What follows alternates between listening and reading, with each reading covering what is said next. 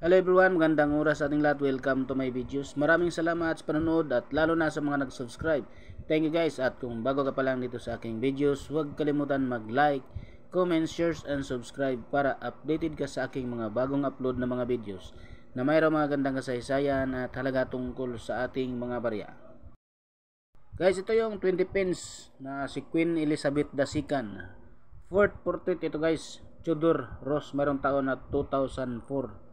So bago tayo magpunta guys doon sa ating Ceiling Online, tapusin muna natin ang kanyang picture para malaman din natin ang tungkol dito sa baryang ito guys ng United Kingdom. Ito yung pictures niya guys, issue here United Kingdom. United Kingdom, British Overseas Territories and Crown Dependencies. Queen Elizabeth II 1952 hanggang 2022. Type Standard Circulation Coin. May taon na 1998 hanggang 2008. Ang value 20 pence. Sa Pilipinas ito guys, nagkakahalaga ito ng 15 pesos. Currency naman ay pound sterling. Decimalized 1971 ang kanyang date. Composition copper nickel. At meron timbang na 5 grams. 21.4 mm naman ang kanyang diameter. At 1.7 mm ang kanyang thickness. Ang shape naman dito guys ay equilateral curve heptagon, 7-sided. Meron siyang mild ang kanyang technique. Orientation naman ang middle alignment. Number A number 573. Reference number KM number 990 and IP number G3. Yung ating overs guys, ang fourth crown portrait of Queen Elizabeth II.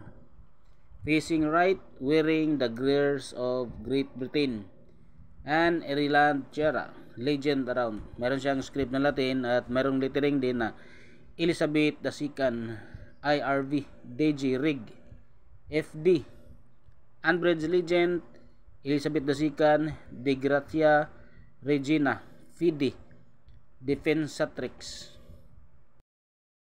Translation: Elizabeth II by the grace of God, Queen Defender of Faith. Engraver Ian Rank Bradley. Ito naman guys ang ating reverse, ang crown Tudor Rose, dividing date and legend, denomination below. Mayroon siyang script na Latin at ang kanyang lettering 20 pence 2004 WG 20. Engraver William Maving Gardner. Age ay Flynn. Mint Royal Mint, Lantrisan, United Kingdom, 1968 ang kanyang date. Comments, reports have been received regarding year 2000, 2001, 2002. Dated issues having a slightly different shape too than the rest of the series.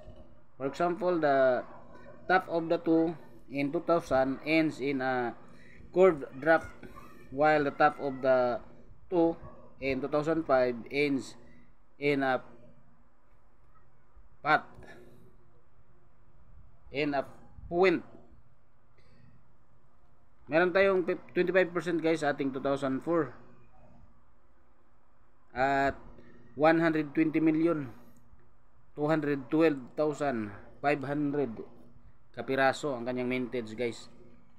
14 pesos ang very good, 16 pesos ang fine, 17 pesos ang very fine, 22 pesos ang extra fine, 22 pesos ang about uncirculated, 100 pesos ang uncirculated. Ang bioset guys, mayroon siyang 4%, 84,617 pieces at walang price. Ang proof naman ay 0.7%, 35,020 pieces. Kanyang example, meron siyang 170 pesos kanyang uncirculated. So yan ang galing guys sa ating source of information sa inamista.com, ang ating mga nakuhang informasyon at presyuhan dito sa ating 20 pence na Queen Elizabeth II at mayroong taon na 2004. Dito naman tayo sa EB guys, ay nakadisplay ito ng 104.97 US dollars. Sa Pilipinas guys, nagkakahalaga ng 5,841 pesos and 58 centavos. So yun guys, sa mga nakuha nating informasyon dito sa ating 20 pence guys na si Queen Elizabeth II, meron taon na 2004. Maraming salamat panonood guys, at God bless sa ating lahat.